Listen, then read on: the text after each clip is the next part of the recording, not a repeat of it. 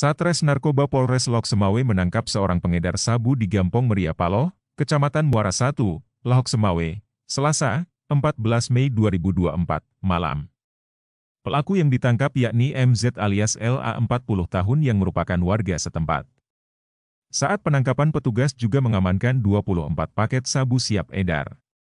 Kasatres Narkoba Polres Lok Semawe, AKP Wijaya Yudhistira Putra mengatakan, kasus ini terungkap berkat informasi dari masyarakat tentang adanya transaksi sabu. Tim melakukan penyelidikan kemudian menangkap tersangka di rumahnya, ujarnya kepada popularitas.com, Rabu, 15 Mei 2024. Dari hasil pemeriksaan diketahui bahwa barang haram itu dibeli dari seseorang berinisial B seharga 10 juta rupiah. Kini, B pun masih menjadi buronan.